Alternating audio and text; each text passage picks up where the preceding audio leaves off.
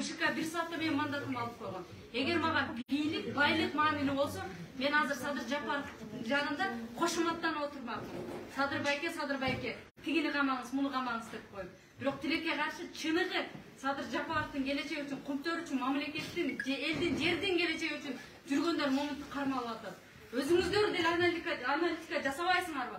Ушинтип чындыкты чырылдатып айтканым үчүн ушул жерде отурам. Ошондуктан айтарым. Бекем болуңуздар.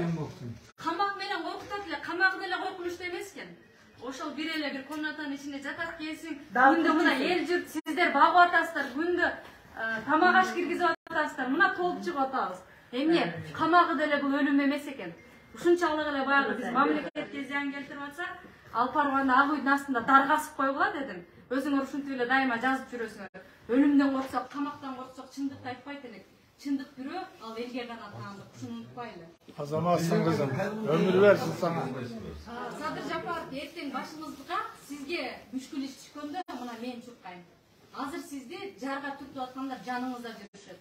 Камаш керек, сиздин алеңизге шек келтирди, тигил бул деди деп биздин сөздөрүбүздү контекст кылып, монтажда бөлүп алып, атайын ушинтип бурмалап, эки элди чагыштырганга аракет кылып атат да. Кандайча эки эл деп атам. Оппозициянан бийлик эч качан революцияны оппозиция жасабайт, бийлик өзү жасайт.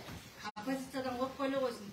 Болгондо да мага окшогон кенедей жаш кыздардан коркпой эле койсо болот. Рахмат.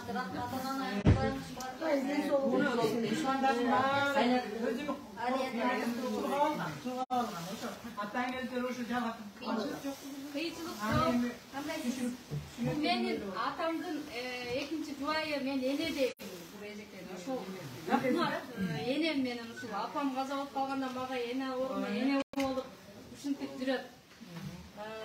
Бары жакшы. Атамга салам айтпа, ата менде бары жакшы. Корубаңыз. Мен сиз үчүн эле жалат болуп атам, башка эч нерсе. Атаңдын ордуна ата болду, мына биз келдик ай. Рахмат.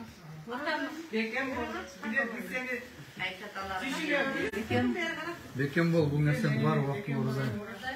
Бул күндөрдө өтөт.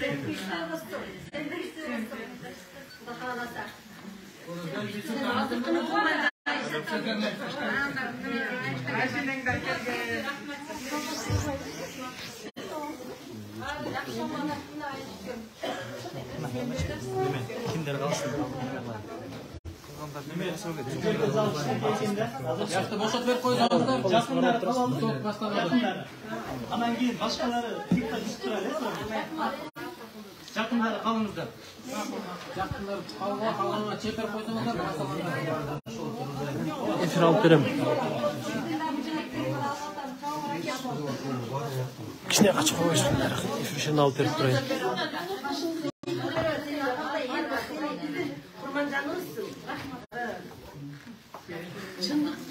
İyi kız. Ne orazayım. Kızına. Eyüp Zeyfir. Tutup kursanslar. Sol ruhsat versene giresi. Zeyfir alıp verip koymaydı mı olacak? Ha? Yakınları kalsanızlar kalınlar çeperseniz Çık postlar bu. Yeterek. Yıllar biz çık duralım. Sol ruhsat versene giresi. Benim atayın kulutmayı karıştırın. Adamlar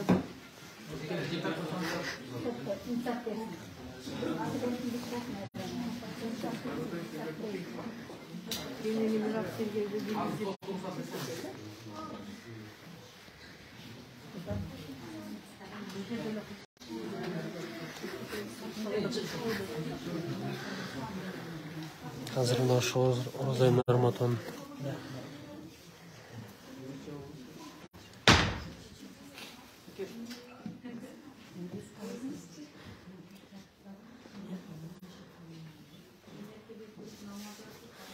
Beni tosup olmaz.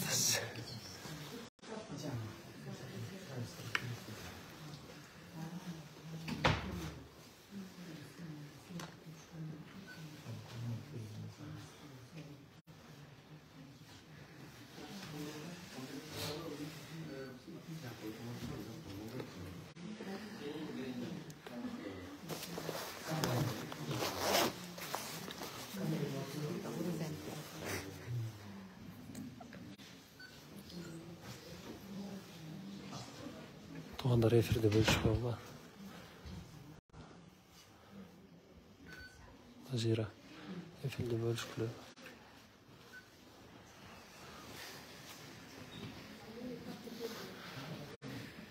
Кандайсың? Камагы деле коркунуч эмескен. Эч камайым деле коркуп. Өлүм эмес го. Карап, эч биз адам өлтүрүп, урлук кылып, миллиондор кылдап отурган жокпуз. Эл жер үчүн отурабыз. Ошон үчүн башты бийик көтөрүп, биздин кызыбыз ушундай деп жүрө берсеңер болот. Тергөөчүнүн өтүнүчүн окуппайсың, жогорку билимдүү деп көргөзүптүр. Соттун чечими жок да. Дипломду жокко чыгарган чечими жок. Ошон үчүн мен соттошкон эмесмин эгер бийлик керек болсо соттошмокмун да. Бирок сотторго ишенбейм. Kızım, жерди sen özün için emez, şu prokuror, sottор üçün, boşların, baldarın, gerekçe için senin olacağız. Өзүң ойлогон жоксуң. Элим жерим деп атасың. Аны билбей атсак да Мен баарын айтып атам, кызмат атадан калган эмес, мурас эмес. Ova, Адамдык аюуду сактап калалы. kızmak köp olsa 5 yıl, 10 yıl. Anan keyin başkalar Карабастардын bilir. ашказандын кызыкчылыгы үчүн мындай жогорураак көтөрүлөлү да депчи.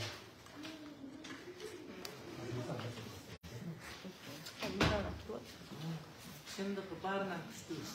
Баары чындык тең чыгат. Ага илетсиң бе?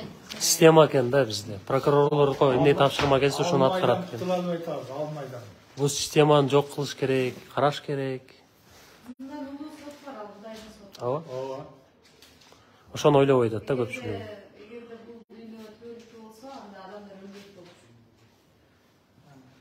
Ошон үчүн эч жалап болбоңуздар. bu dünyada yaşasa, Сотко барабыз, ошондо ким ошол жерде кызык барат, дейиш жарат. bu dünyada yaşasa kızım, bereydin yaşaytı. Dünyanın 80%'ni eylep durgan.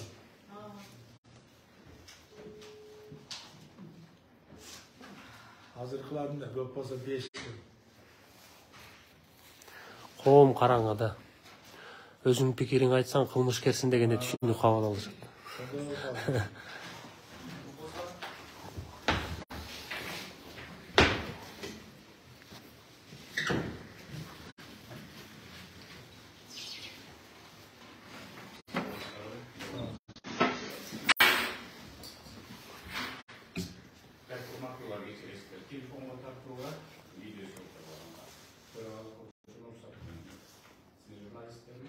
Ооба.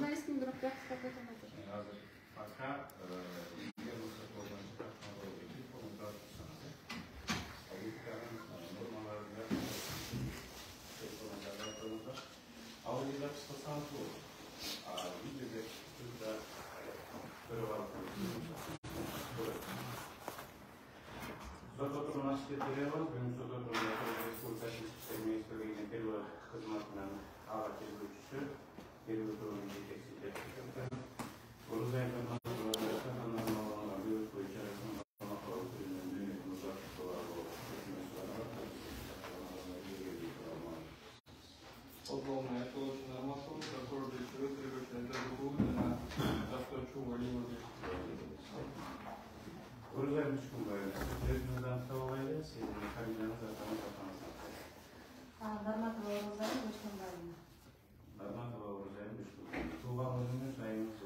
19 февраль 1999. Туулган жерим Каратайкан айылы. Ош облусу Өзгөмүр району Каратайкан айылы.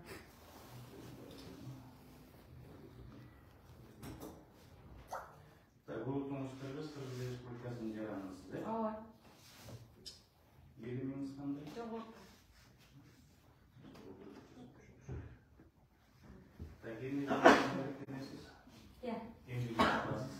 Учурда Москва шаарында иштеп жатканмын, Бизнес Плюс компаниясында администратор болуп. Администратор компания Бизнес Плюс дейт, э?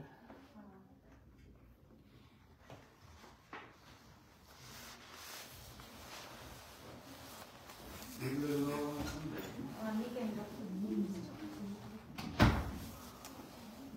Жашаган жериңизди айтып берсеңиз. Москва шаарында жашап жатканмын. Köşesi Alexander Manatoy. 6. үй. 146 квартира. Процесс болуп bir şey dedi. Паспортыңыз боюнча Шакиров көчөсү Ооба. 76-96 Ош Ооба, шаарында. каттоо му? Буга чейин кылмыштык ишин тартылган эмес, Жок, да? тартылган.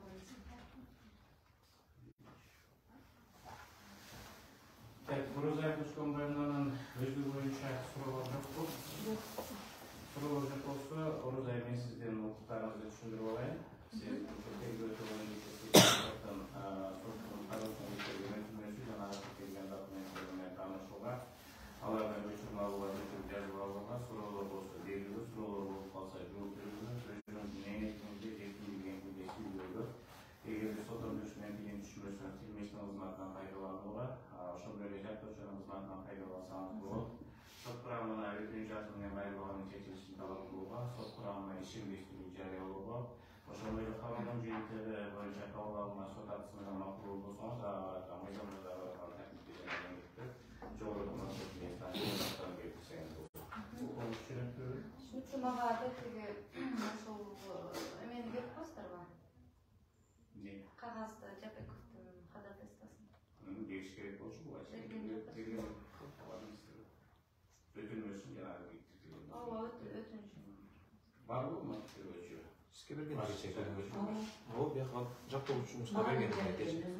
Мага берип. Присутствие у вас же выдали.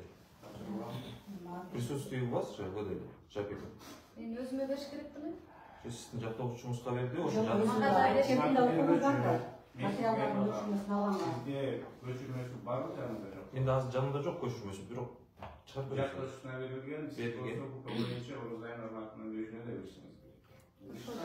Анткени өзү бул ишиге карата чагып аткан доктур. Мүмкүнчүлүк барбы көчүрмө алып келип бергенге? Азыркы учурдабы? Көчүрмөсү Жанында сиздикин берип турайын көчүрмөсүн. Көчүрмөсүн болобу? Шуну алып келсең окуп алабыз.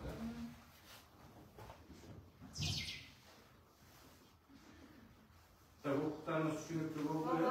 Сот курамын жарыялап коё берейин, анан кийин тааныша беребиз. Бүгүн ошо өтүнмөнү кароодо төрөп калган Ички иштер 1-май райондук сотунун тергөө судьясы Нурген Ибраимов сот отурумда Даниил Кининге сот курамын ишенесизби? Баштапты жок, э?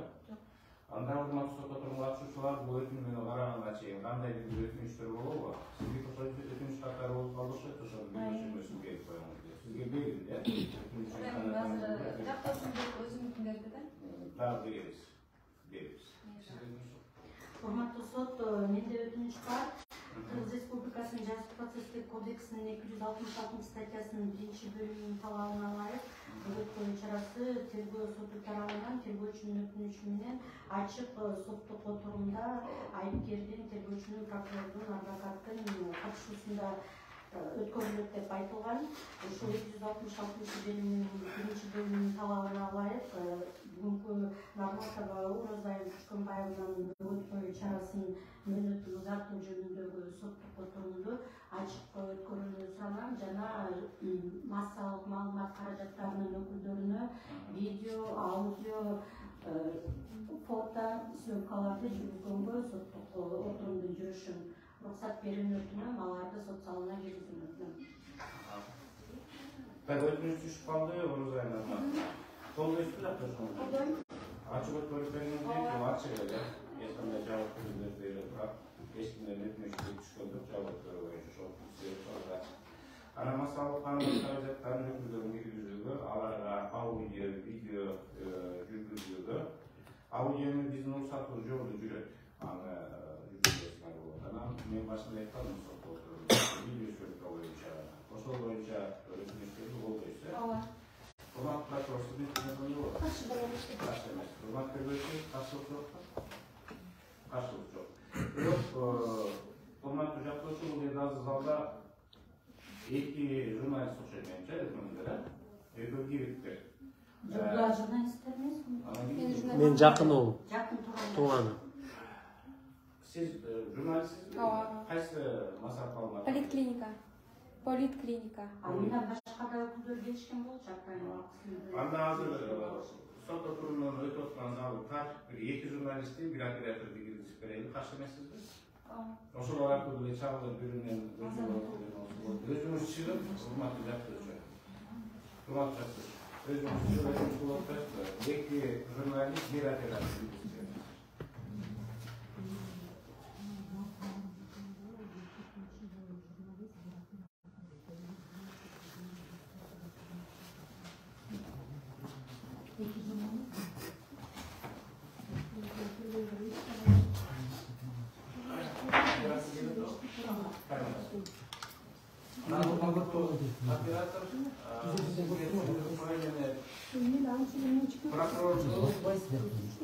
Жаап алып сезекелер. Биз өтүнүш боюнча эки гана жүрүп калган болчу. Ким ал?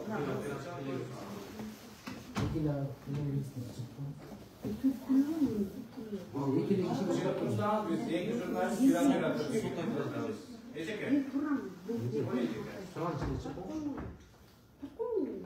Сот иде 2 кишиге Үч кишиге уруксат. Туугандар Бей, жумой, кирип турсун эжеке. Орозаев эжекени тартасыз, жактоочусун тартасыз. Анан кийин төрага кылуучу аны катысы прокурордо камага болбойт. Ушул жактарды осуществлять беребиз. Макулбу? Анан сиз Поликлиника. Сиз ошо тартып берсеңиз болот, ушул эле. Мага да уруксат берип коюңуз, как кылганда түз эфирден алып берип коелу. Мага да уруксат берип коюңуз, түз тартып берейин. Жок, санап берип атпайбы? Жо бердим го, сатман берди. Жок, мен жеке өзүмдүн уюлдук телефонум.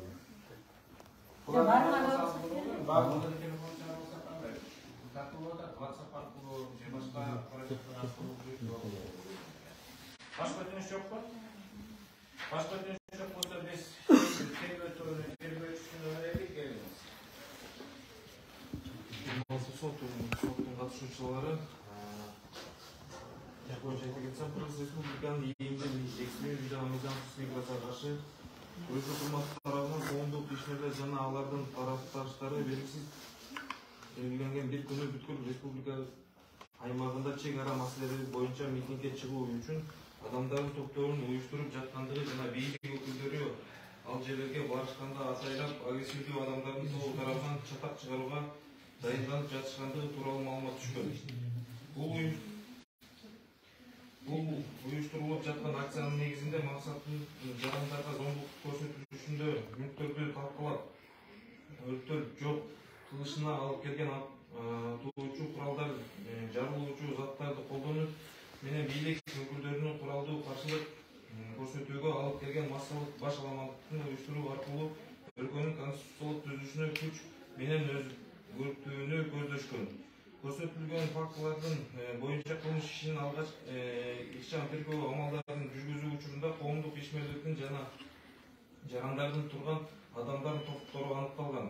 Алардын алдын ала сүйлөшүп, пландаштырып алышып, жеке өз кызыкчылыктары үчүн Кыргыз Республикасынын эгемендүүлүгүнө коркунуч келтирип, коомчулукка бийликке карата терс пикирди жаратышып, 2022 жылдын жай айларында баштап Жээнбеков Равшан, Касартов Адита, Мадаминов Талайбек, Журабаева Гүлнар, Асанбеков Нурлан, Капаров Чыңгыз, Саспаева Ася, Бекчурулуу Ерлан, Маматаев Улукбек, Шабдан Али, Кадыров Кубанычбек, Соолронкулов Клара, Дүйшебаев Кеңешбек, Жуманкулов Айбек, Бекназаров Азимбек, Мулдокматов Жеңишбек, Суранова Перизаткан, Ешалиев Талантбек, Ахматов Айданбек, Асанов Бектур, Бейшенбек Атай, Айтбаев Акыл, Сарындык Улугиз, Кудайберген Телекмат, Нарматов Розайым, Абдулов Мамбетжунус, Баязов Марат жана башка ушул кылмышка тиешеси бар адамдар менен ар кандай жашыруун чогулуштарды өткөрүшүп, массалык баш аламандык кылуу жолун пландашып, сүйлөшүүлөрдү жүргүзүп келишкен. Ушунун негизинде 2022 жылдын 20 октябрында Кыргыз Республикасынын 36-278 кылмыш жаза кодексинин саны менен 547 саны менен кылмыш иши козголгон. Жыйынтыгында 28 октябрь 2022 жылы Нарматов Оразайым Көчкөнбаевна кармалып Кыргыз Республикасынын кылмыш жаза кодексинин 36-278 биринчи бөлүмүндө каралган жазык ишин жасагандыгы боюнча айып бузулуп 29 октябрь 2022 жылы 21 тергөө абагында камакка алуу түрү колдонулган. Ошонун негизинде азыркы учурда кылмыш иши боюнча тергөө органдары тарабынан тергөө амалдары толук жүргүзүлүп бүтпөгөндүгүнө байланыштуу тактап айтканда кылмыш ишинин алгачкы комплекстик лингвистика жана политология техникалык экспертизалар дайындалып, бирок азыркы учурда корутундусу даяр болбогондугуна байланыштуу сот тарабынан 4 айлык мөөнөткө, башкача айтканда 2023 жылдын 20 февралына чейин тергөө мөөнөтүн узартып берүүңүздөрдү суранабыз. Нарматова Оразайым Көчкөнбаевнага.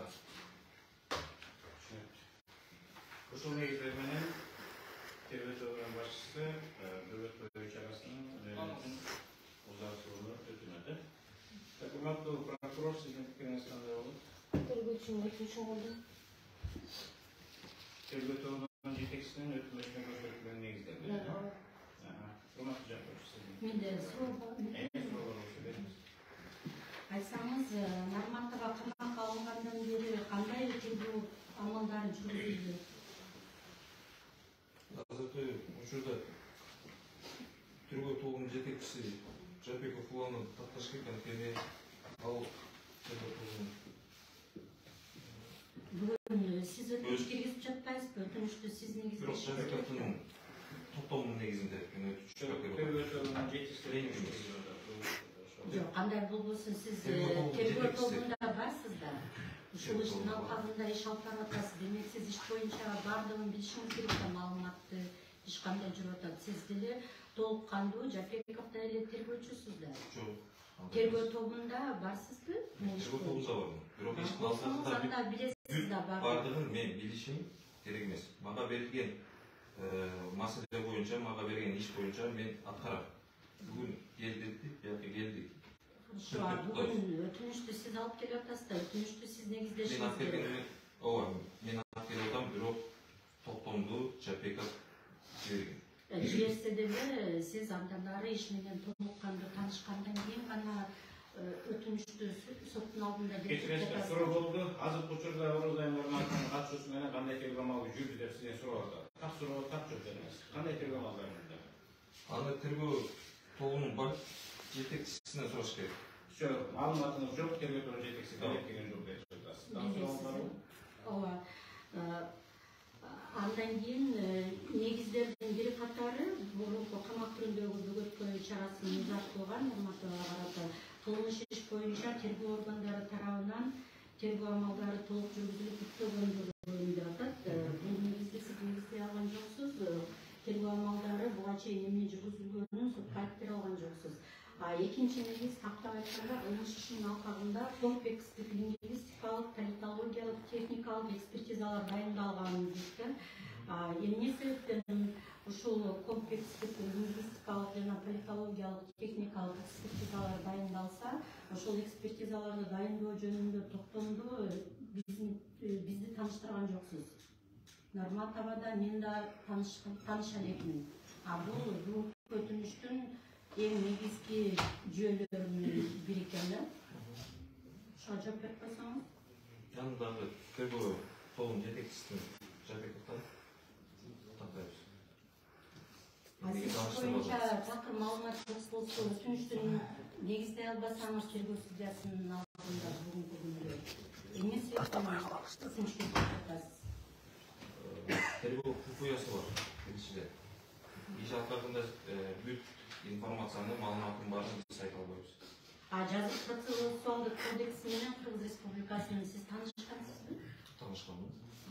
Анда билесизби, эгерде Нарматовага карата лингвистикалык, политологиялык, техникалык экспертиза дайындаса, жактоочунун да Нарматованын дагы өзүнө карата дайындалган экспертизаны дайындоо жөнүндө токтом менен таанышууга жана ошол экспертизага кете электе материалдарды көрүүгө, өзү эксперттердин тактагысы келген суроолорду жазуу жүзүндө же ооз-эки түрүндө тергөөчүгө өтүнүч менен берүүгө укугу бар да. Ал кантип сыр болот? Эгерде ал укук түздөн-түз жазык процессуалдык кодексинде көрсөтүлүп турса, сиздер укугун бузуп атпайсыздарбы? Оңдоо түрдө. Менин укугумду биздин суроолорубуз кетип калыптыр да экспертизага. Мен сізге ошон үчүн түшүнүп атам. Тергөө тобунун жетекчиси Жапеков ошону өтүнүчтү сиз негизде бүгүн сиз карап атасызда камакта калтырып узартып Мындай суроо болду. Эми ушул экспрессиялардын дайым бөлүмүндө токтомдору менен биз таанышкан жокпуз деп өздөрүнүн укуктарын айтып атат. Сиздин жообуңуз так өзү көрүп койсоңуз болсо тааныштырдык, тааныштырбасаңыз немесиздер айтып коюңуз. Тергөө тобунун жетекчиси Жапековдон такташ керек. Жок. Башка суроо барбы? Бар. Кийинки негизиңиз Нарматова жасаган кылмыш коомдук тартипке каршы жасалуучу оор кылмыш болуп эсептелгендиктен деп жатасыз. Нарматова коомдук тартипке каршы жасалуучу оор кылмышты жасагандыгы жөнүндө бүгүнкү күндө соттун мыйзамдуу күчүнө кирген соттук актысы барбы? Күнөөлүү деп тапкан. Жокпу? Анда эмне себептен сиздер оор кылмыш деп алдын ала айтып жатасыздар?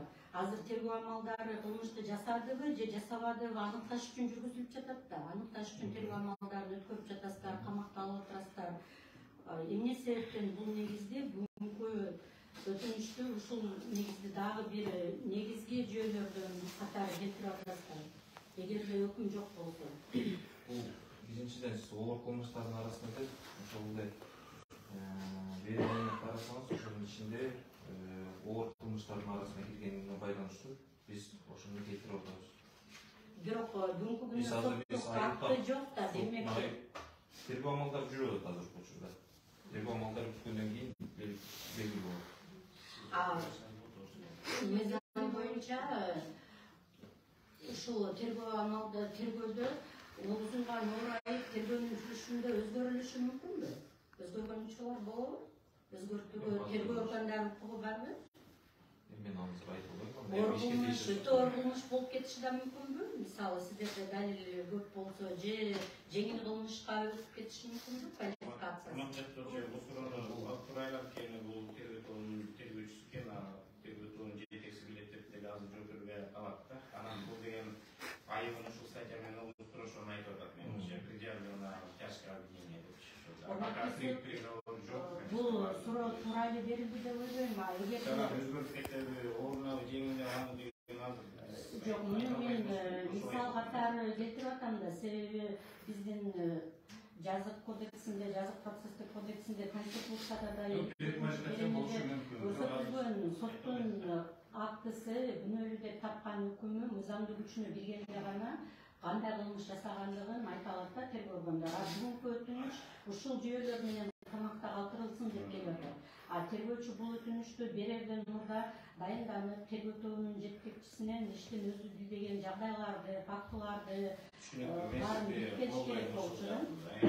Бул азыр ишке кайдыгер карап, тергөө органдары Нарматованын укугун бузуп, эптеп эле кысым көрсөтүп, ордун жаап, камакта мындан ары дагы кармап отуруштун эле айласы болгону дана көрүнүп турат. Сот отурумун катышуучуларына дагы, тергөө судьясына дагы эске алабыз деп ойлойм, кеңеши бүлүүсүндө.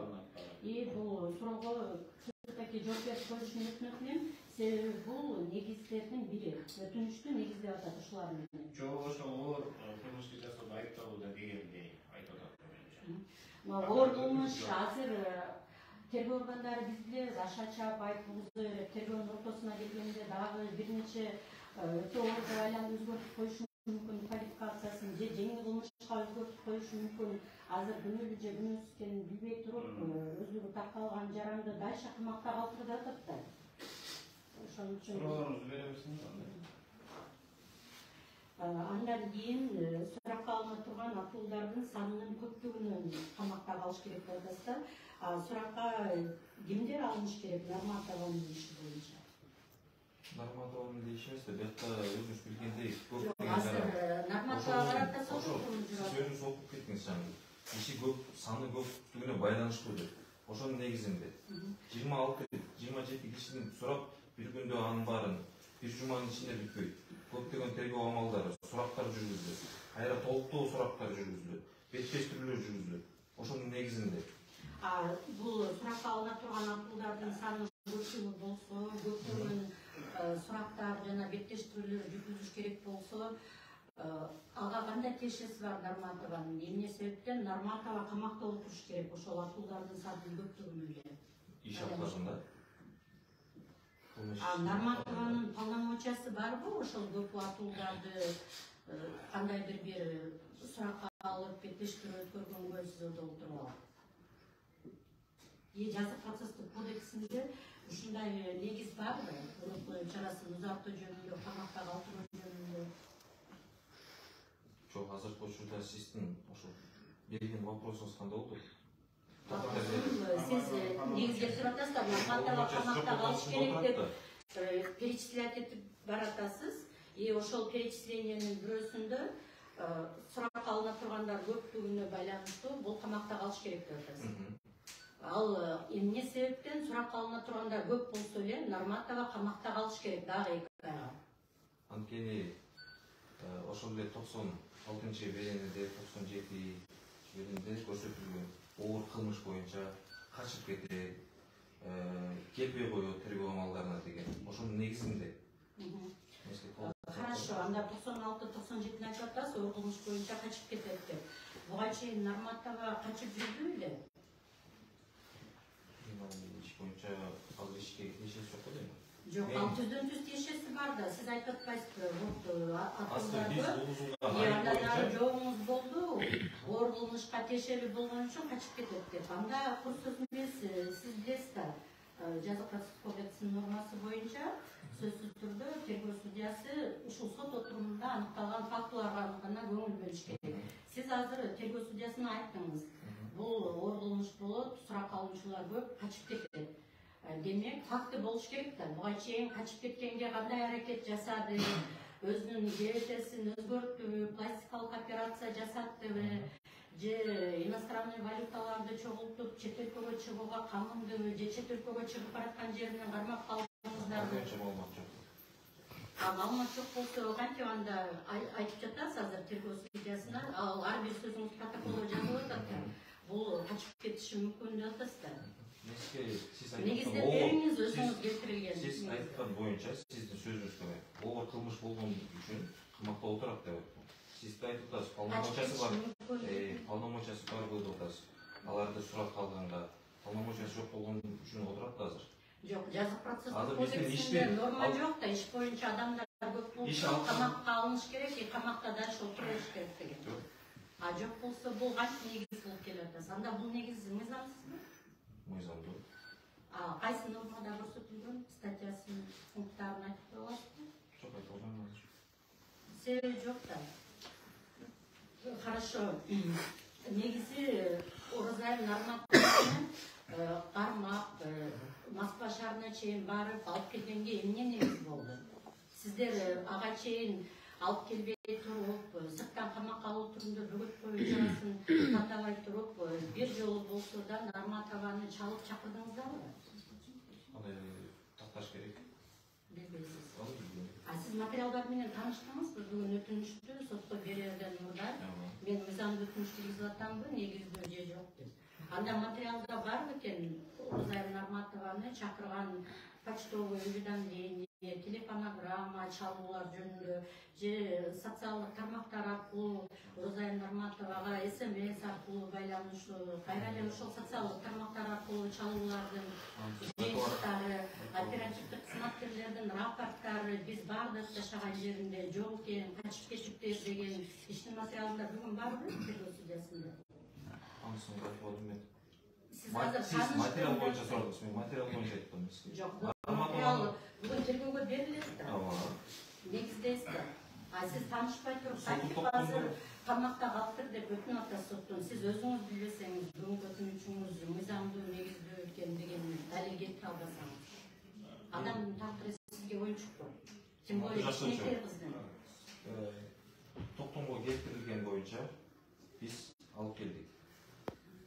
Токтомго келтирилген материалдарды сиз тиркелген материалдарды бизге да беришиңиз керек, Нарматовага да беришиңиз керек, и өзүңүз дагы тааныш болушуңуз керек да. Сиз бизге бир гана токтомду бердиңиз, материалдарды мага да берген жоксуз, Нарматовага да берген жоксуз. Токтомду Нарматовага вообще берген жоксуз. Мында менске берген эмесмин. Сиз кечээ тергөөчү сиздер тараптан мындай окуяларга алып барганга эмне себеп болот? Жок. Так суроо берип, так жоо. Bir суроо бердиңиz, бүтүн жүрүп берип жооп бергенбечи. Жооп бер, эмне суроо? Жок, азыркы учурда кечээ урматтуу жактоочу өзү тергөөчү Жапековдун да отурушуп, ошол жактан эле алып кеткен алдык кагаздарды. Материал менен таанышып чыктыңызбы? Ал кабинетте жок болчумун. Ошондуктан мен билбейм. Сиз көрүп чыктыңызбы материалдын баарын, таанышып чыктыңызбы? Аны мен айта албайм. Сиз айтып атасыз, мага бергиңер. Мен сизге берген жокмун ал. Тергөөчү сизге Жапеков берди. Ошондон сиз кечээ такташып ошол жерде отургансыздар. Тергөө амалдары жүрдүбү ошол жакта? Ошондон тактап алышыңыз керек болчу. Азыр сиз кайра эле айлантып менден жөнүндө сурап атасыз. Урматтуу тергөөчү, мен тактап алышым керек же керек эмес экендигин ал сиз менин начальнигим эмессиз да, мен сиздин начальнигиңиз эмесмин, сиз мага үйрөтө албайсыз, мен адвокатмын. Бул биринчиден, бул боюнча протокольный замечание келтирүүнү өтүнөм тергөөчүгө. Экинчиден, кечээ биз кандай материалды алдык, эмненин көчүрмөсүн алдык, иштин материалдарында бар. Сиз иш менен тааныштым деп айттыңыз да. Демек сиз билишиңиз керек. Заранее сотко келерден мурда кана адвокат эмне документ алды, Нарматова эмне документ алды деп. Ал жакта токтомдо материалда жана көрсөтүлүп турат. Бияктан суроо берилет да, бияктан айтылбайт да нерселер. Кечээ албадым, анчыңер керек, мынчыга керек болбойт. Бул жерде суроо бериңиз. Мен ушул уруксат бердим. Суроону беринчи перебивайте. Жок, мен перебивать этпейм. Ана суроо маселе өзүңө каймат жок mesela. Жок, мен суроону беринчи перебивайте. Неме эч кимди перебивать этпей турам. Мен суроолорду конкреттештирип атам. Да, вот конкреттүү суроо берип атам. Мен кечээ токтомдун көчүрмөсүн алганда, мен токтомдун көчүрмөсүн алдым деп жазып бергенмин. Сиз ошон менен тааныштыңызбы? Маалыматыңыз барбы? Ошол негизинде айтып сиз албадыңызбы? Ооба, бир гана токтомду алдым. Материалдарды алдым деген маалымат жок да, мен кол коюп берген эмесмин иш материалдарында. Бүгүн сотко чейин 3 саатка калганга чейин укугубуз бар, биз бергенге эртең беребиз деген. Сиз бүгүн алып келдиңизби? Жок. Тиркелген материалдарды. Жок. Андан кийинки негиз ошондой эле кээ бир кылмышка шектүү адамдар кармала элек жана айыпкерлер ар кандай көрсөтмөлөрдү берип жаткандыктан алардын беттештирүү жүргүзүү зарылдыгын жана айыпкердин айыбын туура квалификациялап тургузуусунун зарылдыгын эске алуу менен жатасыздар. Азыр кылмышка шектүү адамдар кармала элек болсо, бул кандай тиешеси бар Нарматовага? Нарматова кармап кетиш керек. Ушул ишке тиешелүү адамдар камалды. Ал кармала элек болсо, Нарматованын кандай тиешеси бар? Бүгүнкү сотко кандай тиешеси бар? Ушул иштин алкагында болду. Ооба, Нарматова кармалды да. Ошол иштин алкагында иштеп калмады. Жок, бул эмне деген негиз мен билгим келет да. Эгерде башка шектүү адамдар кармалбаса, Нарматова эмне себептен камакта калыш керек? Аларды кармоого тиешеси жок да Нарматованын, туурабы? Жолуңуз барбы? Жолуңуз жокпу? Айыпкерлер ар кандай көрсөтмөлөрдү берип жатат да. Бул азыр камактагы айыпкерлерге баары? Ооба. Ал камактагы айыпкерлер ар кандай көрсөтмөлөрдү берип жатса, Нарматова эмнеге камакта калыш керек? Алар көрсөтмө ар кандай берсе, Нарматованын кандай тиешеси бар, Нарматованын кандай күнөөсү бар? Сизге толук айта албайм иштин алкагында. Мыйзамда негизи мыйзам барбы ошол иштин алкагындагы башка шериктештери көрсөтмөлөрдү ар кандай берип атса, значит Нарматова ошон үчүн отуруш керек деген. Конституция боюнча даже баласы атасына, атасы баласына жооп бербейт да, туурабы? Анда эмне үчүн Нарматовага мынчалык конституциялык укуктарын, процессуалдык укуктарын бузуп жатасыздар? Эмне үчүн баарынын көрсөтмөсү үчүн бул жооп бериш керек? Мыйзам чегинде бар. Сиз өзүңүз ооба эч ким бул үчүн жооп бербейт деп едиңиз. Мыйзам чегинде сиз айтып атпайсызбы? Мыйзамда жок да андай, туурабы? Хорошо. Аны сизге тагыраак маалымат керек болсо, өтүнүч келтириңиз. Түрүндө сизге жооп беребиз. Мен башка айыпкерлердин адвокаты эмесмин да. Жок, сиз именно ошо Нарматовага сурап атпайсызбы? Жок, ошо да. Сиз ошону сурап атпайсызбы? Мен сизге айтып атам. Сиз муну айтышыңыз керек да, башка айыпкерлердин аты үчүн мен өтүнүч берсем, мага маалымат берилбейт, сиз аны жакшы билесиз да укук боюнча. Мен Нарматованын иши боюнча гана Нарматова жөнүндө сурап жатам. Бүгүн тагдыры чечилип атат. Дагы мындан ары 2 ай камакка, 2 минутта отурган кандай оор экенин билесиздер. Биздин эң багыл байлыгыбыз бул эркиндик. Ошондуктан дагы кичинекей кыз Улукжан, дагы калкыбыз сотко отуруш керек. Поэтому сиз азыр тергөө судьясына фактылар менен далилдеп беришиңиз керек, келтирилген негиздерди. Азыр тергөө судьясы сот отурумунда сиз далилдеп бербесеңиз, аларды кеңешме бөлмөсүндө укугу жок, сиз айткан негиздерди мыйзамдуу деп таап дальше камакка калтырган. Поэтому четко айтып бериңиз, кандай көрсөтмөлөрүнө Нарматованын тиешеси бар, эмне үчүн бул отуруш керек алар үчүн деген так эле суроо болду го. Алдыгы сиз айткан боюнча мен башкалардын көрсөтмөлөрү боюнча айтып бере албайм. Тергөө амалдары бүтө элек. Тергөө амалдары бүткөндөн кийин материалдар менен таанышып, ошондо өзүңүздүн өтүнүчтөрүңүздү келтиресиз. Азыр сиз берген суроолор боюнча кайра эле бере бериштин кажети жок дейм да. Аны түрүп алып болчу чечет сиздин колдонушуңуз жок да. Жок, суроо бар. Менин суроом четко эле болду. Мен башка айыпкерлердин көрсөтмөлөрүн мага айтып бериңиз деген жокмун, сотко айтып бериңиз деген жокмун. Мен болгону алар ар кандай көрсөтмө берсе, менин жактоомдогу Нарматованын кандай тиешеси бар деп атам да. Бул суроого жооп жокпу? Жооп берсе. Жок, сиз бул суроого жооп берген жоксузбу? Жооп бердим. Эмне деп жооп бердиңиз, кайталап коюңуз, анда биз калып турабыз. Жок, кайра кайтыла бергиле да.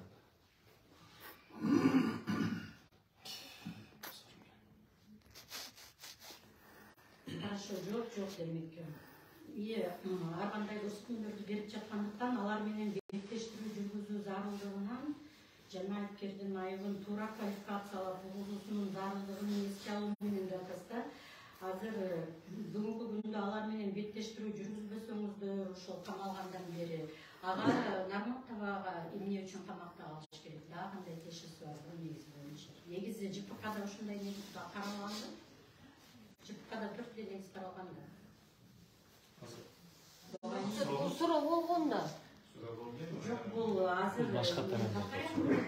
негиздерин берилет. Эмне себептен ошону тапкырып көрөсүңөр? Ошону деген суроо. Өткөрбөсөңүздөр, сиздерде биздей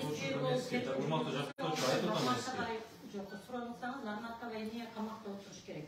Ал сиздердин милдетиңиздер да Уксаңыз, тергөө амалдары бүтө элек. Дагы бир ооз айтам. Азыркы учурда тергөө амалдары бүтө элек. Ошондуктан биз сурап келдик. 2 ай мөөнөтүн узартып берсин деп. Тергөө убакыт бүтө элек. Тергөө амалдары бүтө элек болгон. Хорошо. Кийинки негизиңиз айыпкердин айыбын туура квалификациялап угузуусунун зарылдыгын эске алуу менен жатасызда. Азыркы күндө айыпкердин айыбы туура квалификацияланган эмеспи? Сиз бул кайра вопрос бергенсиз. Жаңы эле өзүңүз айтып кеттиңиз. Эмне силер өйдө төмөн кылып салышыңар мүмкүнбү деп. Азыр иштин алкагында тергөө амалдары бүтө элек. Эмеске дагы бир ооз айттым. Тергөө амалдары бүткөндөн кийин ошондо айыптоо актысы колго берилгенден кийин толугу менен такталат. Анын баары сиз өзүңүз катышасыз. Демек сиз менин оюм менен макулсуз да тергөөнүн жүрүшүндө квалификациясы өзгөрүлүшү мүмкүн. Иш алкагындабы? Өзүңүз жазып атасыз, бүгүнкү туура квалификацияланган эмес деп. Туура эмес квалификацияланган деген жокмун. Мен сизге айтып атам, тергөө амалдары бүтө элек толугу менен. Бүткөндөн кийин сизге таанышып чыгасыз бүт материалдар менен. Жок, сиз четко жазып атпайсызбы? Жапеков жазып атат, сиз ошону алып келип атасыз. Айыпкердин айыбын туура квалификациялап угузуусунун зарылдыгын деп. Сиз көрсөтүп атасыз, мунун квалификациясын тууралап угузуш зарыл деп атасызда. Значит, бул бүгүнкү күндө туура эмес квалификациясы деген сөздү. Андан кийин объективдүү ар тараптуу жүргүзүү максатында Булут Кой чарасын камакка алуу турун 4 айлык мөөнөткө 2023 жылдын 20 февралына чейин камакта калтырып узартып берүүнү өтүнөм деп атасыз. Бул объективдүү ар тараптан жүргүзүүгө Нарматова кандай тоскоолдуктарды жасады? Далили барбы тергөөнүн объективдүү жүрүшүнө тоскоолдук жаратып келген буга чейин мындан ары дагы жарата албайбы чыкса деген?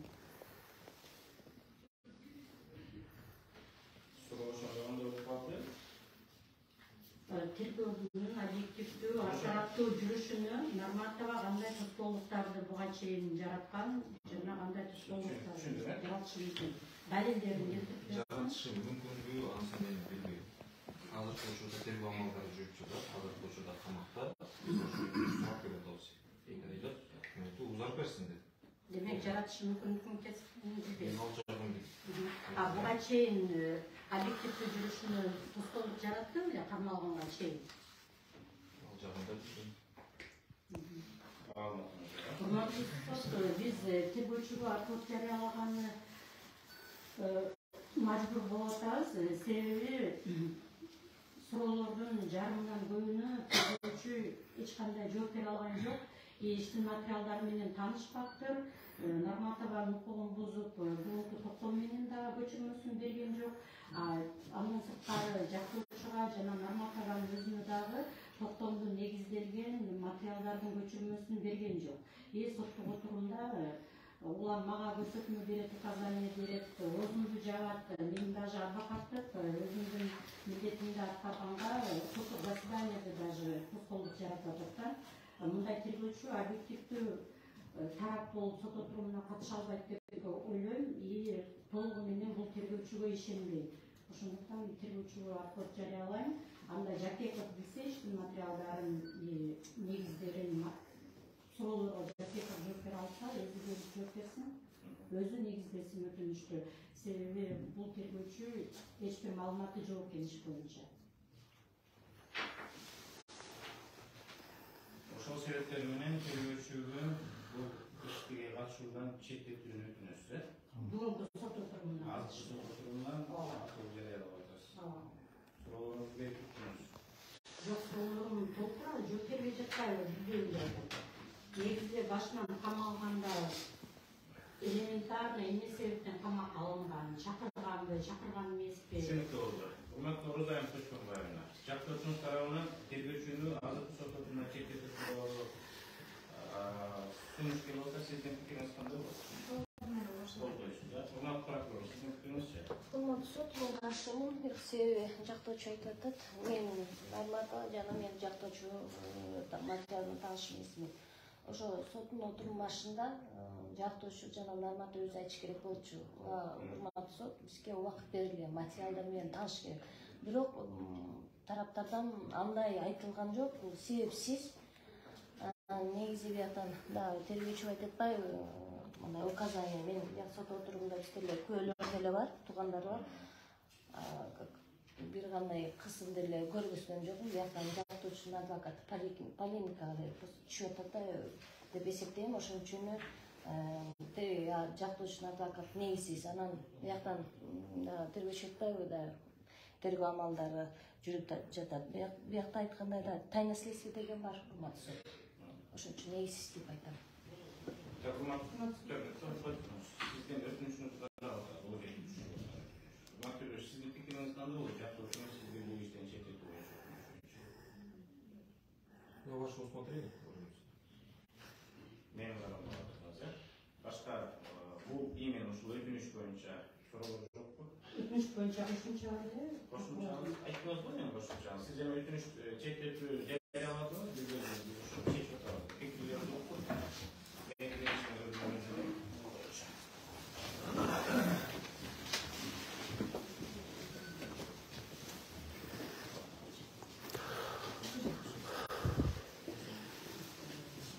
Достор, баарын көрдүңөр азыр.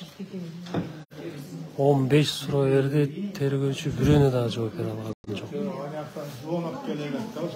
Түздөн түз буйрук аткарып аткандыгы. Баарыңыздар күбө болдуңуздар азыр.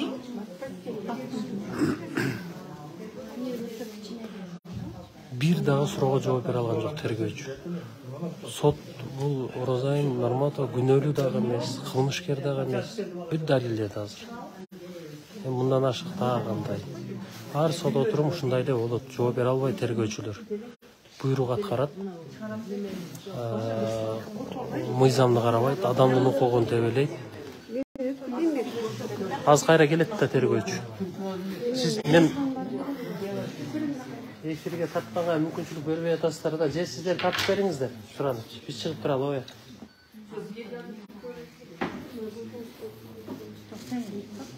Мынга сискенде мына наракты карап алып кантип тартам бетим бул. Жок, желелеп да отуруп. Жок, сиз отуруп алыңыз, тергөөчү келичи.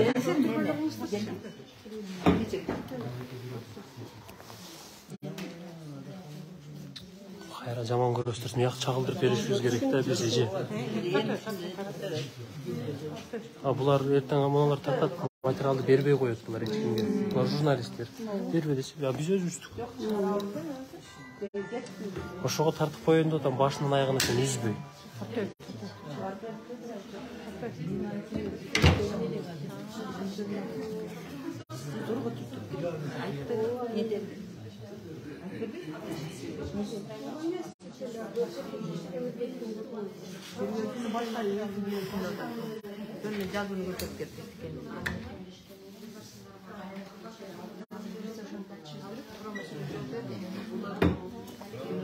Мен ысыгынан эмес, онун жогунан тердеп кеттим.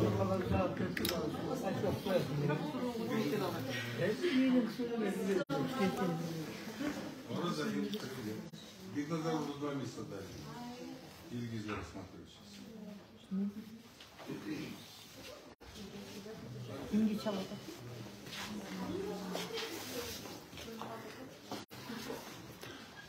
Мына достор, мен калың куртка чалып отурам, бирок бул имараттын ичинде курткадан тердеген жок, мысыктан. Онолордун жоопторун угуп отуруп тердеп кеттим. Чынында температура чыгып кетти мен.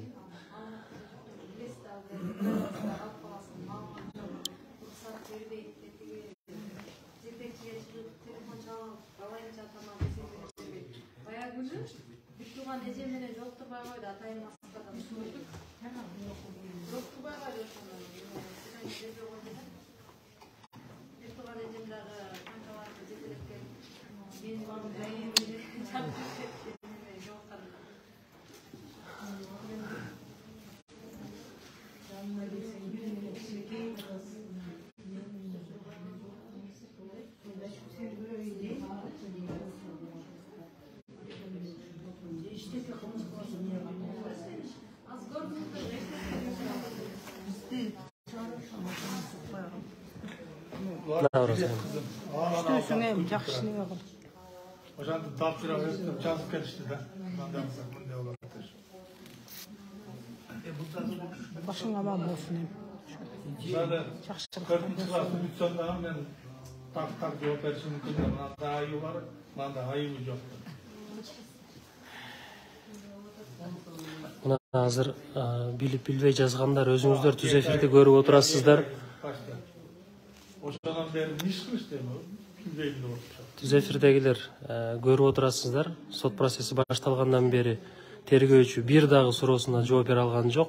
Норматованын жактоочусуна эч кандай негиздерди дагы келтире алган жок. Эми дагы мындан кийин эмне деш керек? Мен айтып коеюнчу. Биздин кармалып отурганыбызда 2 айга жакын болду. Бир да жолу тергөө чакырган жок. Кечээ мына бүгүн сотко алып келгенге чейин 8 декабрь күнү тергөөчү өзүнүн кабинетине чакырып, эртең сот болот, эртең менен келесиңер, иш менен таанышасыңар эртең саат 10 деген. Бүгүн чакырган жок, иш менен тааныштырган жок. Көрүнүштөр өтүнүчтүн кагазын мага берген жок. Азыр жактоочумдан алдым. Анан тергөө амалы жөн эле ошо өзүңүздү жаап кармап отуруш үчүн эле кармап отурушат да. Кыргызда жакшы бир сөз бар да, баш кесмек бар, тил кесмек жок. Ачуу айткан чындыгыбыз үчүн, ачуу айткан сындарыбыз үчүн жерибиз кетпесин, сатылбасын бөтөн мамлекетке. Мына миллиондоп чет мамлекетте тентип жүргөн мигранттар 5 соттук жер ала албай жүрөт. 3 соттук 5 да көп. Ошолор жер алыш үчүн ушинтип пул болуп тентип жүрөт. Мына ошолордун тагдыры үчүн күйгөндүгүбүз үчүн бизде ушул жерде калат. Кыргыздын өзүнө жер жетпей атпайбы депчи. Таластан Бишкекке жетилеп келди 3 баласын. 4 сотук жер алды. Ошода жер алабыз. 3 баласы менен качып келди. Мына 17 мигрант жолдо каза болду, көрдүңүздөр. Ушинтип кул болуп жүрүп, табыты мамлекетине кайтып аткан мекендештердин тагдырын ойлогонубуз үчүн отурбайбызбы? Бирок кара курсактын ашказандын деңгээлинен көтөрүлөлүчү. Өз тагдырыбыз үчүн, өзүбүз бактыбыз үчүн күрөшөлүчү. Азыр эми мындай бир кесин нанга деле тоесуң, бирок кара курсактын камы үчүн жашап калдык го. Бул жашоонун эмне кызыкчылыгы бар? Мен мына темир тордун артында отурам, бирок жүрөгүм эркиндикте. Баатыр бир өлөт дейт. Билесиздер, ким коркуп миң өлөт. Коркуп камап коет экен, чындыкты айтып койсом, ушинтип койсом, ушинтет экен деп миң өлүп, миң тирилгенче чындыкты айтып монтип отурган жакшы да. Эгерде мамлекеттин сүйүү, элин сүйүү, жерин сүйүү кылмыш болсо, мына биз ошо элибизди сүйгөнүбүз үчүн, мамлекетибизди сүйгөнүбүз үчүн, өзүбүздүн жаркын келечегибиз үчүн күрөшкөн үчүн ушул жерде отурабыз. Демек, мамлекетти сүйгөндөр темир тор артында калат экен деген түшүнүк таралып калды. Сыртта эркиндикте жүрсөң да чындыкты айтып, могу жерде отуруп дагы ак экенин далилдедиң. Жогоруда көбү күбө болду деп ойлойм. Тергөөчүнүн бир дагы сени камап бул жерде отурганга негиз жок экенин тастыктоо да жооп бере албайт. Эми мен жооп берип коеюн. Мени 26 октябрда кармашты Москвада. Орусиянын полицейскийлеричи. Анан кармап алып, Орозай Нарматова сенсиңби дейт. Ооба десем болот. Сен деген кыргыз мамлекетинде ушу бийликти басып алыш үчүн аракет кылыпсың деген ушундай нерсе дейт деп каткырып күлөт полицейский. Анан айтат, сен ушинтип бийликти басып аласыңбы деп мени карайт да. Анан 27 күнү прокуратурага алып барды, прокуратура айтты, саясий качкындык статусун беребиз деди. Ушул жерде алып калабыз Орусияда деди. Мен айттым, мен күнөөлүү эмес болсо, мен жөнө күнөөлүү болсо, мен өзүм эле билетин сатып алып барам Кыргызстанга, далилдейм мен күнөөлүү эмес экенин. Десем анан өзүң макулсуң, барсаң камап коет деди. Эмнеге камайт мен күнөөлүү эмес болсо? Деп мен өзүм билет сатып алып, учуп келдим. Анан учуп келгенден кийин биз аэропорттон камадык деп моундай протоколду жазып атышпайбы буларчы? Мен өзүм учуп келип Кыргызстанга келгенден кийин. Кыргызстандан келгенден аэропорттон элге жолуктуруп алып чыгып кетишти. Анан биз аэропорттон кармадык деп токтомдо жазып атат да. 28-inde кармадык деп атат. А негизинде 26-сында мени эл аралык издөөгө жарыялап коюптур. Жана миллиарддарды урдаган Шадиев каякта? Жанагы Бороновдор каякта? Кезинде пандемияда жүздөгөн жарандар өлдү. Ошолордун өлүмүнө себепкер болгондор каякта? Каякта? Алардын соскасын эми атат кызым, алардын соскасын. Ооба, анан кийин мына Даниил Урицкий деп өзгөртүп койду. Данияр Үсөнов каякта? Эмне ошолорду эл аралык издөөгө берип бизге окшоп ошентип полицейскийге карматпайт? Аларга алы жетпейт да. Батыкаев каякта? Өздөрү самолет менен узатып коюшат, көрүп атасыздар. Тагдыр үчүн күйгөн бизди барып алып анан мен өзүм Москвада өзүмдүн батиримде каттоодо турган үчүн, мыйзамды жүргөн үчүн кармады алар меничи. Эгер мыйзамды бузгум келсе, мамлекетте бир чаңка полотун кылгым келсе, мен өзүм билетимди алып учуп келмек эмесмин. Өзүм батиримде жашамак эмесмин. Мен учпай отурмакмын. Жапаровдун жанында отуруп алып төңкөш кылып коймокмун. Буну алар түшүнбөй атышат да. Түшүнүп турат, болгону баягы ачуу сымдарга чычалып алышат. Ушуну менен өздөрүнүн деңгээлин аябай түшүрүп салышты да. Мени мамлекеттик деңгээлде чоң бир саясатчы кылып өздөрү көтөрүп чыгып, популярдуу кылып, миллиондук саясат жасап берип атышат да. Ошонун үчүн рахмат. Мен эч ким тааныбаган бир карапайым кыз болчу. Элдер азыр көп. Сен алдыңда алсыз болушту да, бир айт сөз менен айтканда. Элдер көбүнө азыр түшүнүп калды. Азыр YouTube'га көп жаман нерселер чыгарып атышат, бирок ишенбей эле калдык биз. Элдер деле ишенбей калды. Жаман нерселер чыгарып атат. Жалган маалыматтар чыгарып атышат. Комментарийлерге ишенбеңиздер. Жок, биз ишенбейбиз. Бир фабрика отуруп алып, баягы комментарий окуйт деп ойлойт да. Анан ошол комментарийди окуп алып, эл жаман көрүп атыр. Бир да адамды бетиме келип алып, сен жаман экенсиң, туура эмес айтып атасың деген адамды көрө элекмин. Ишенесиздер. Кайра ушу сиздер мына 2 айдан бери камакта жатабыз. Сиздер койсо элдин колдосу ушундай болот. Рахмат сизге. Андайдан бир 20 жугундуклар бар. Ашта жок. Азыр алар дагы өзүнөн кетип калышты уже. Анан эми азыр мен туугандарым билесиздер Москвада. Бул жерде жакындарым аз эле. Бирок ошо жакындарыма да жетпей эл эле багып, эл эле көтөрүп, эл эле ушинтип колдоп атат. Ошон үчүн кыргыз элине терең таазим кылуу менен рахмат айтам. Сиздер бар экенсиздер, биз чындыкты айткандан талбайбыз. Биз эч качан туура эмес маалымат айткан эмеспиз. өз-өзүнүн ой пикирибизди айтып келип атабыз. Анан эми Сталиндин мезгилиндеги репрессия кылып адамды камап койгону бул өтө уят да. Болгондо дагы баягы камалгандардын ичинде эң жашы мен экен.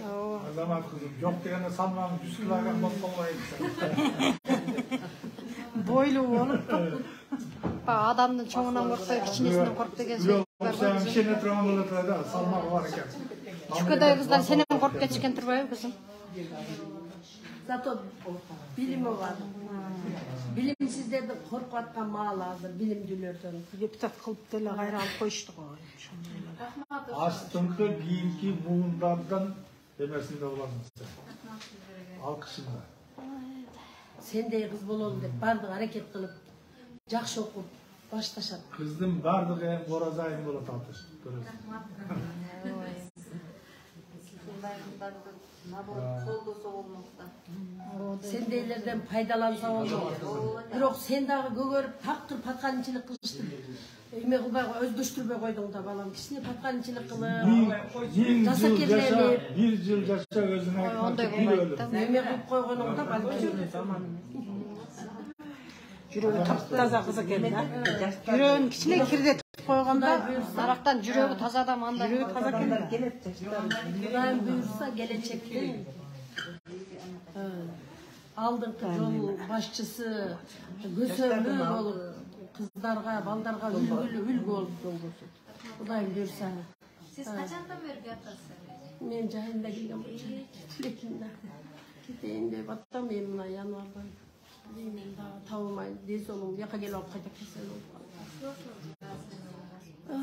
Бияка да сотко да келип Биз айтып атабыз, монун артындагы менен жүрөгүбүз эркиндик китеп окуп атабыз, күнү түнү намаз окуп атабыз, Кудайдан суранып, эли жерибиз аман болсун, тынч болсун деп. Анан баягы камап койгон менен эле баягы жүрөктү камап койбойт экен. Жүрөк эркиндикте болсо, эркиндик үчүн ушинтип Биздере жүрөбүз менен сен ойлоду силерди ошо камалгандардын баардыгын. Оразайымда айрыкча сени. ошо каралоолорго ишенбеңиздер, өзүңүздөр көрүп. Жок, каралаганда толтура эле чыгып атат, бирок ишенген жокпуз ага. Баары жалган да. Бирок сындыра албады. Каралоого биз майтара алган жокпуз. Анан мына сага деп туруп, эми камайбыз деди. камаган менен эч нерсе өзгөрүлбөйт. Эми мындай экенде башчыбыз камалгандан кийин элдин баары камалыш керекпи? Булардын оюнда ушундай болуп атат да. Элдин баары боюнча мен көргөн жерсинде болду. Эми ушундай өздөрү устактан жазып чыгарса болот. Мен камакта мына түрөмшик начальникмин, кандай башчымын, эми элдерим да түрөмшик болуш керек дегендей эле ой болуп атат азыр. Башка жөнөкөй эле үйүндө отуруп сүйлөгөндө деле камаса, жолдо айтып айтканда камаса. Бийлик түшүнсө, бийликке жардам берип атабыз да. Баягы физиканын законунда да, табияттын законунда да карама каршылык болмосо өсүп өнүгүү болбойт. Биз буларды башка мындай кошомат кылып жарыга түртүп жүргендерден айырмаланып, чөгүлө кетпегиле, жарыктан кулап кетпегиле, түз жолго баскыла, элдин жердин тагдыры үчүн силер деле күрөшүп атасыңар. Бирок туурараак жол менен күрөшкүлө деген ой пикирди айтып атабыз. Ошону түшүнбөй атпайбы? Биз жардам берип атабыз байрамчыларгачы. А кошоматчылар жок, ушинте бер. Сеники туура. Сеники туура деп жардамдап күткөн атышат да. Кошоматчылар эмне кылат? Бийликке жалатып коюп туруп, калган бүт өздөрүнүн алдырып токтогон. Алардын берки кошоматчылардын жегенин бийлик жей албайт. Ал жайлаган бойдон кала берет.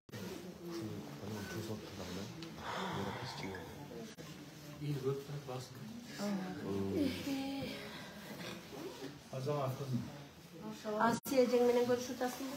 Жок, биз деген бар жогубузду Клара камерада Клара Сороковамен көрүшүп атасың. Эми маалыматтарын эмеден Жалгыздан Жок, мен бир эже менен жатам. Бир эже менен. Жакшы мындай кылып атат да, илгери биздин кичине маалыбызда орус келе атат, тынч отур дейт да. Азыр бир немеде экөөңөр эле жатып калыңар Оразай. Ошондон коркпабыз. Азыр экөөбүз төртөө болчук, бир кыз бошонуп кетти, бирөөнү башка жакка которду. Азыр бир орус эже менен жатам, жакшы. Кечке алып келип берди элдер бизге. Суук эмес. Эми камактын Эми Şu bak. Алаптын тамагын жебейбиз, эл алып келген. Өзү биширип жейбиз. Бар жоғын алып кетпеген. Şu var 4 adamlıkta жатырасың ба? Жоқ, бизде 8 адамдык болчу. Адамдар азайып калган. Қанша оқалдыңар? Экөөбүз эле. Экөө. Булардан баягындай кровать койдук. Ана мындай жылуу. Эмеске суук бе? Суук экен печка. Бекем аябай эски болгон үчүн аябай суук. Рахмат эжеке, рахмат. Эжекелер самсыз жана түшөт. Ой, бетин жана түшөт. Ортолордун баардыгын жерге отура алсак. Sana Құдай сабыр берсин. Сен еркек курстан, сага ишенебиз. Ошо эмеден жазып коюп эле отурабыз. Барсак көрсөтпөйт экен.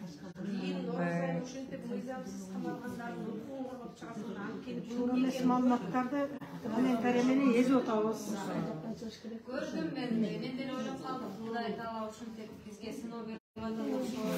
Ошол жерден 1,5 миң сом үчүн камалып отургандар бар да. 1,5 миң сом үчүн магазинден ушу жаш кыздар баягы бир нерселерди алып төлөбөй тентектик кылып чыгып кеткен экен, ошону 2 айга камап коюшту.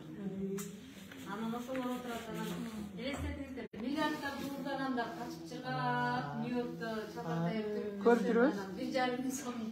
Алтындар ташып кеткендер жашап атат. Алтындар ташып кетип атышпайбы? Кыргызстандын эч кимсе камакта эмес. Аларга эме жок. Мыйзам иштебейт аларга. Жок, бул мыйзам берүүчү чараларга иштейт. Оразай мисалы Москвада сүйлөйт да сөз эркиндиги бар да, мисалы үчүн неге аяктан алып келип канча элдерге жардам берген кыз болчу. Канча уюштуруп, аламдын душман адам экен. Касасында кыргызым бактысын болду. Эми ошондой малдырып кетишин тилейм, бактысын тилейм. Саясат менен карап жерге кирсин эле. Жок, бул келечек үчүн келечек болгондор мындай болушу менен каалабайм. Жаштар көкөлөт болот, көкөлөт. Жаштардын көзү ачылып атпайбы, эми телефон жок. Жаштардан башка айла калбайт. Жаштардын алды болуш керек. Мындай жол көрсөтүп турган жаштар деген экиге бөлүнүп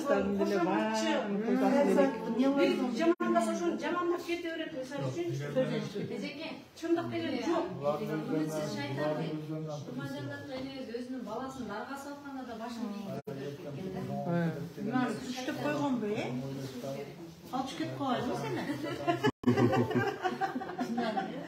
Көтөрүлү чыгып кетти. Кырканы кийгизейли дагы алып чыгып калайлы. Мен да ушундай отурушум керек. Мен сүйлөп эле жүргөн адаммын элдин арасында. Чындыкты айткам.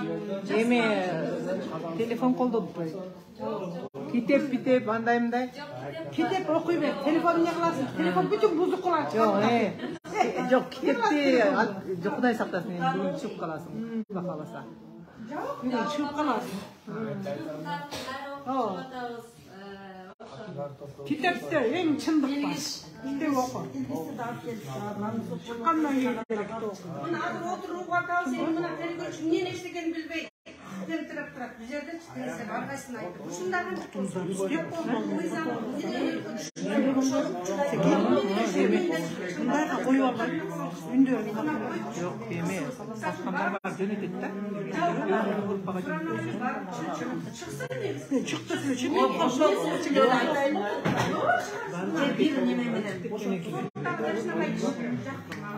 Ko'taringlar, olib keta turgan qiz ekansizlar. Qatnab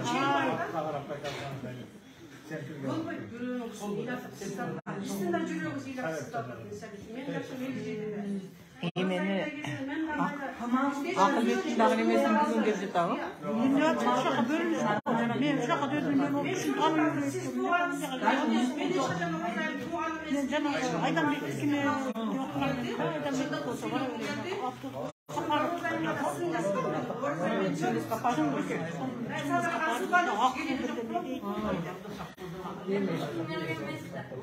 Чындыкты жасамын дейм мен. Айтпайт да. Айтканда бул айтпайт дейт. Көрдүңбү? Чындык эч кимге жакпайт. Чындык керек да. Seni böyle gördüm.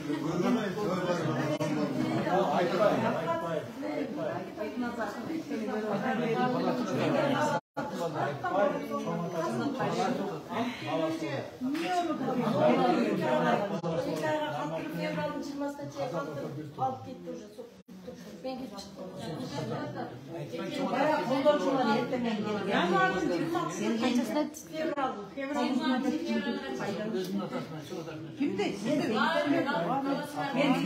Dokuzda болады деген bunu koymuş.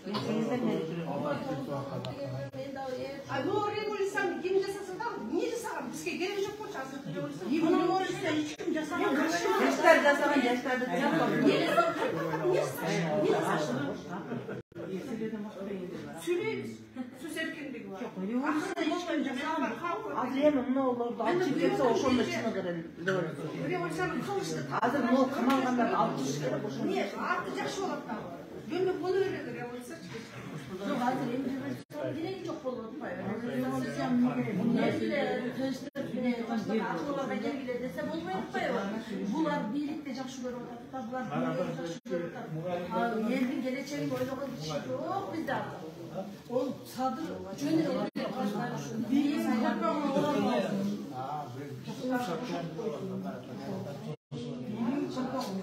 Ендерге айтыңыздар уже. Айтыла турган жерден чыгыш керек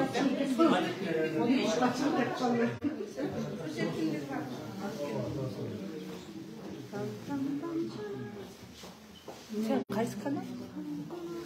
Men teskarisincha 2017-yili Orazayni ko'rdim Facebook'tan. Aytib, Oshku ko'l jaqdan beri bo'sh yitirgib, Sadir Japarovni qo'lda bayramay boshqondiq deb жүргөнүн көргөм мен ошондо. Баталарда ушул бизге китебин алып барып, Москвага бизге эме кылып, саттырып, биз алып, ыйлап, анан Садырды колдоп жүрбөйбүзбү, ыйлап Москвага.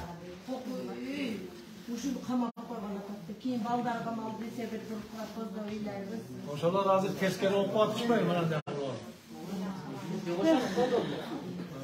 Просто колдон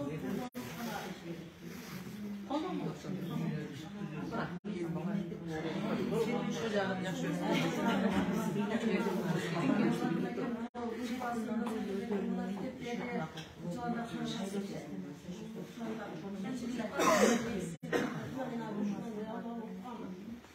Анан көрсөң жомок. Булар ошо жомоктогу ишин өздөрү кабыл алып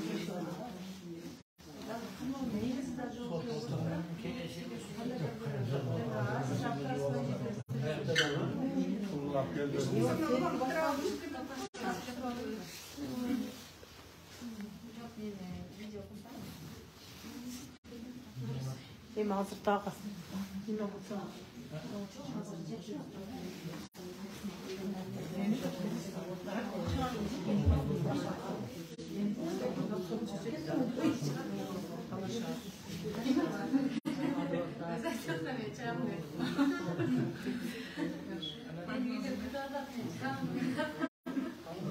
Холодильник сарай берем деп. Yoksa böyle kamayız böyle korkutan kanalı böyle korkmuş mesleğin el bağır değil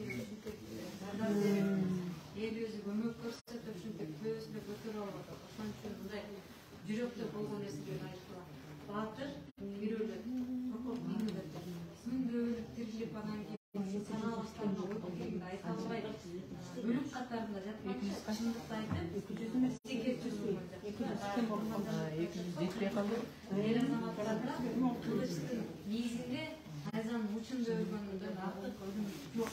Төшөктө жатып качаңдырып жигит өлчү.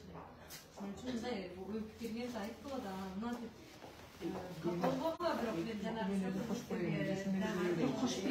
71 жаштагы чоңөнеңи каматып коюп, 28 жаштагы жаш кызымды каматып койгончо мен эркек кылып ошон үчүн биз үчүн чуркабагыла, эл жер үчүн чуркабагыла, кара бурсактын ашказандыктын деңгээлинен бийик адамдык айыл деген деңгээл бар.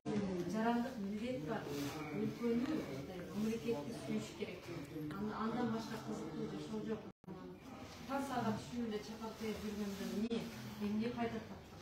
Ошентип өзгөрүп кетсек, өзгөрүп кетсек жөн эле. Өзүңөрдүн Kolda algam mына 26 жаранда. Айрыкча мына келтирилерди бошоп койсом, намыстаныш керек, намыстаныш керек. Намыс жоктор отурса. Социалдык тармактарда жигиттер. Асфальт менен камалсын дегендерге жакшы. Өздөрү сага окшоп бир жазылдыңыз. Розага окшоп пикириңерди айта албайсыңар, жигит сөйлөгөндө камалсын дейсиз. Бетиме келип айта албайт аны. Айта албайт. Бетиңерди жигит айта алыш. Жок, келип алып азаматсың деп айтат.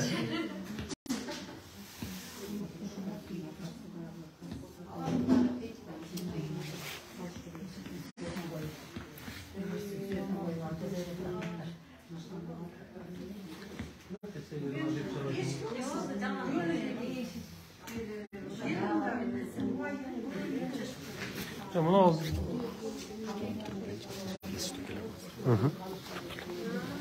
Harkular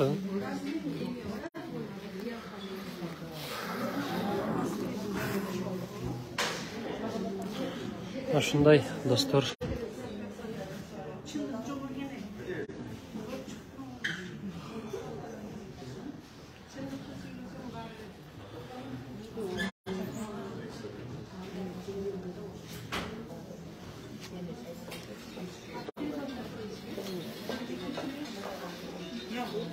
Turarız. Turarım mı? Nana Karakanca turarız.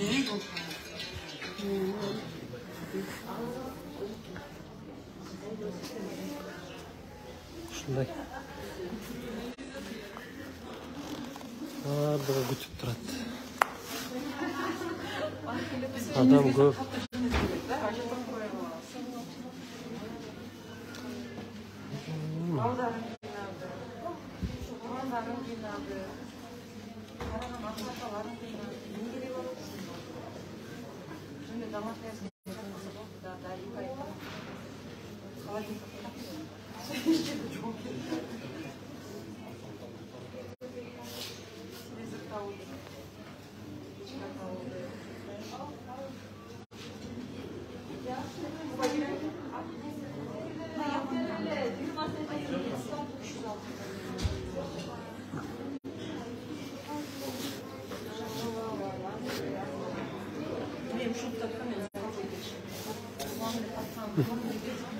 İşte çıkmadı mı?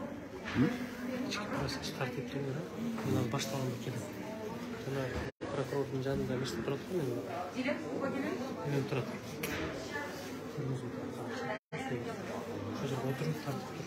Rozaymiz. Toplaşmazga kerak. Başlamam. Хорошо. Можно вот так.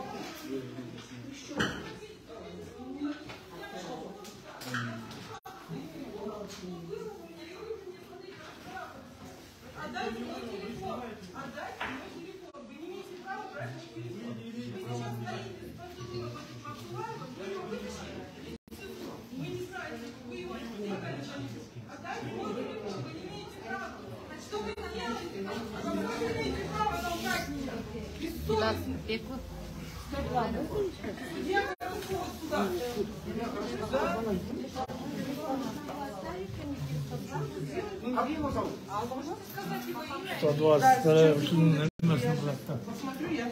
Ты это от стресса? Секунду.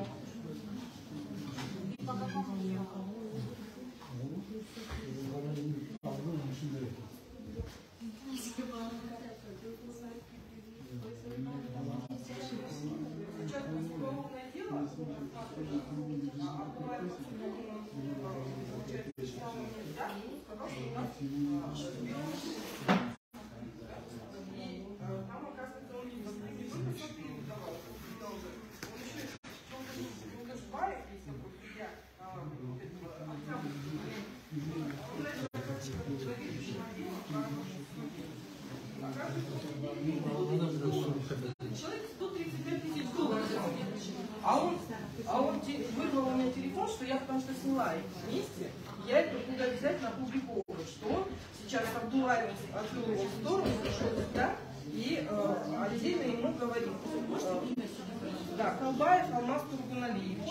Вот и в прошлый раз я его возле городского суда тоже его снимала на камеру, а он вырвал у меня телефон, оттолкнул меня, все руки у меня потом неделю болели.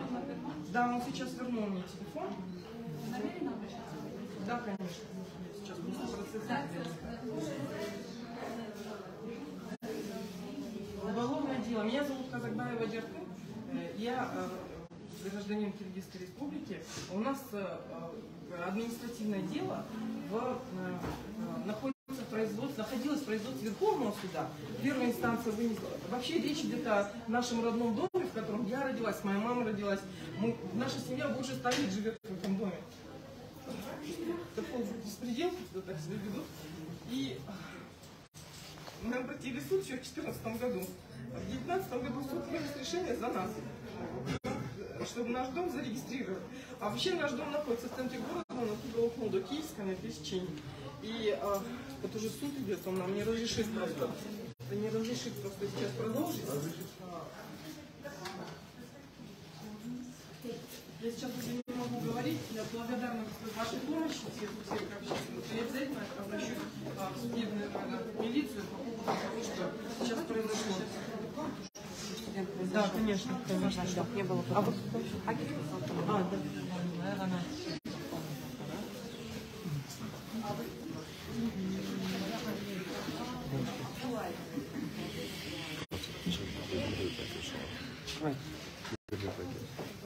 Kim? Мирбек байда. Ne deydi? Ben çıkıp burada da şu an. Ha, zaldan mı?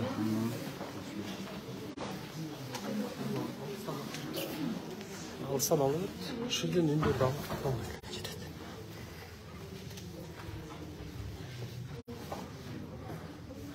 Каяктагы адилеттүүлүктү талап кылат. Соттордон өздөрү бир адилеттүү болсо гана мындай бир аз жок бир мындай 10-15% адилеттүүлүгүн көргөзсө да талап кылат элек. Анан 1% адилеттүүлүгү жок болуп атпайбы? Баарын эле чекеден эле. Каяктагы адилеттүүлүк? Бийликте жок адилеттүүлүк соттордо кайдан болсун?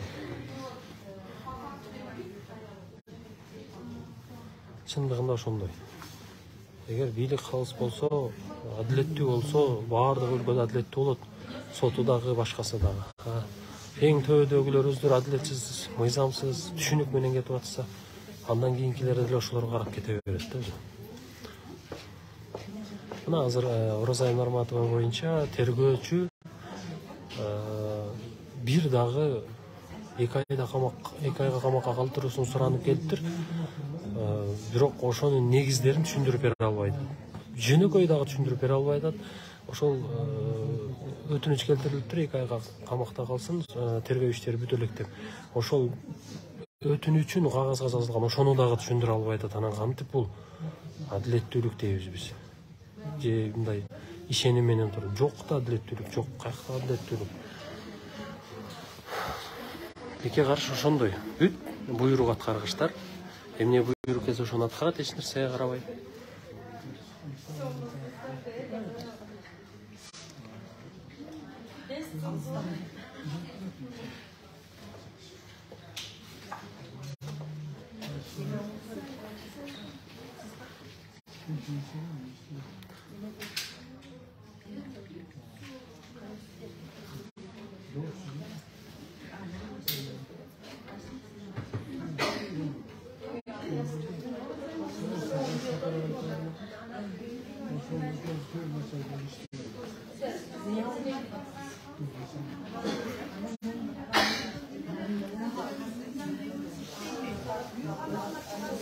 Сырқырақта едесін, Оразайын саясатты таштағын, турмуш құрбай қалбағын, өмірді берген өзіңе, бақтың менен күрөшкің, олара тартып қанша жыл керегі жоқ бұлардың.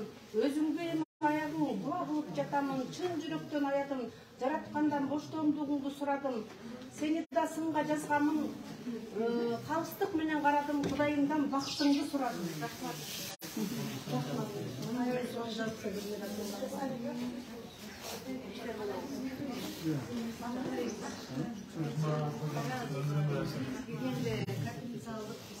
Sendeler çok olsun. Çok Номеріңіз берші. Номерimi жетесің бе? Мен ешнәрсе Мақұл. анан демегем жетесің де бар. Общийға.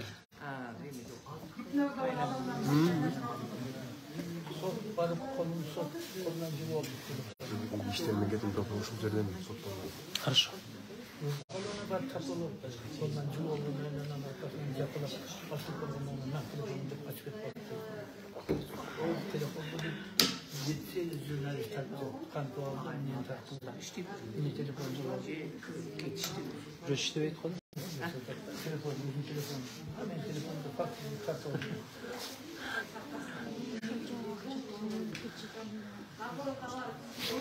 Әкеліңіз.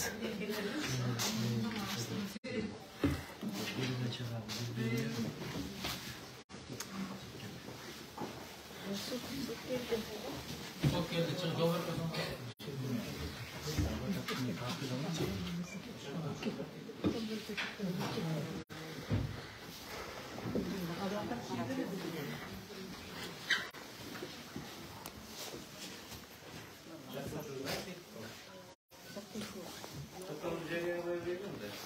Advokat gelsin de. 2022 yılının 9. dekabrı Bişkek şehri Şeyhlerin birinci bayramı sotun terörü cezasındayım. Sotokulun gazeteciliğine mübarektim. Bişkek şehrinin birinci bayramı prokurorluğu uçadamcısı Beşiyevan, Kırgız Respublikası İçişleri Meclisi'nin terörü uzmanının terörü son terörü sayıları ve oğlunu Ayıptalı için Armatoğlu'nun cenahına Babat Ubaliyevan'ın katışusunda Kırgız Respublikası İçişleri Meclisi'nin terörü uzmanlığı terörüsü terörü boyunca tetkikatın Kırgız Respublikası'nın Konuşçalar Kodeksinin 36. bölümünde 278. bölümünün 1. bölümünde 327. bölümünün 8. bölümünün 5. 2. punktlarında gösterilen olmuşlar cesarət kalan Narmatı Orozay Koşkun Bayına Avarata Oldoğulan Dövür Proçerası Avakalı türünün mevcut uzat tuturalı etmesini olarak tümünkülörden iptadı. Bişkek şehrinin 1. bayramı sotunun varusunu 2022 yılının 8. dekabrında Kırgız Respublikası İçişleri Ministerliği'nin terör uzmanlığı ve terörist terörü önce tesir ettikten Cumhurda oluşturduğun etmesi kararı çıkıyor. Bu etmenin anlaşılığında iptal uçunun yaptığı Valiva tarafına terör önce gösterler ve bu sot oturumdan çiftlik turalı olacakı hüküme gelmişti. Hükümenin yaptığı terörçü Ederbek Hükiş Projesi oluşturulmadı. Bu belirgen sorumluluğu tarafı terörgenliği oturumda can uçu arkasını gösterdi ve terör önce hükümetine getirgenliği giderdi. Soğuk bilgenliğine negizledi. Sot oturumda Cahtoçu Ubaliyeва hükümetinin sorumluluğunu oldu, onu anlatlandırılığını soradı. Ayıptalı için Armatoğlu'da hükümetinin oldu, sana anlatlandırılığını soradı. Sot oturumda Kırgız Respublikası İçişleri Meclisi'nin terör uzmanlığı terörü doğrudan terörüsü önemli bu Cahtoçu'nun hükümetinin toplum arasına kaldırdı. Aleyhine Bişkek şehrinin birinci bayramının prokurorluğu olacağından Beşiyevan terör üçünde bu sot oturumdan çektiği ve negizli yapılmaydı, hükümetin çekleri alına soradı. Getirdiği yönetimi boyunca sot oturumda Kırgız Respublikası'nın Konuşçalar Kodeksinin 60. bölümünün 1. 3. bölümlerine layık terörçünün özgürlük geçerlisi yana çetletici önünde bahsedilip terör bölüm yetkisi Cevap Soru tarafından seçilip terörçünün çetletici önünde bildireceği 14 saatten geçiş teröristinin terör bölüm yetkisine Cevap Soru yönetülü tavar bildirgen çetletinin çiftlenmesini seçilen bildirtiyor. Terörçünün özgürlük çetletici yana çetletici önünde bahsedilip